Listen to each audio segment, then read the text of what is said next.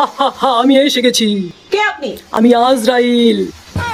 তা আপনি আজরাইল তখন আমি কি করব? আমি তোমার জান কবজ করতে এসেছি। হ্যাঁ, আপনি আমার জান নিতে আসছেন কেন? হ্যাঁ, কি জন্য আপনি আমার জান নিতে আসছেন? আপনি যদি এখন আমার জানটা নিয়ে নেন, এই যে আমার পুরো সংসার, সামনে ঈদ, দুনিয়ার কাজ, থালা বাসন মাজা, ঘরের কাজ বা প্রত্যেকটা ঘরের কাজ কে করবে? এই শেষ জিনিস আপনাদের আপনি তো করে দিবেন না। কি জন্য আপনি আমার জানের পিছিয়ে পড়ে আছেন? হ্যাঁ, জান কি আছে? মেয়ে মানুষের জান থাকে? হ্যাঁ, অর্ধেক তো শেষ, আজকাল তো জীবনটা তো শেষ। এই শেষ জিনিস আপনাদের নিতে আসা লাগবে। হ্যাঁ, যে সকল মানুষগুলো কাজ করে না, কাম করে না, ঈদের দিনও তাদের ঘুম আসে, একেবারে জীবনের অসুস্থতা নিয়ে ভরে আছে, জীবন শেষ, অমুক ধোকা দিছে, তমক ধোকা দিছে, যান না তাদের কাছে। এই শেষ জিনিস আপনাদের না নিয়ে দুনিয়া থেকে তাদের উদ্ধার।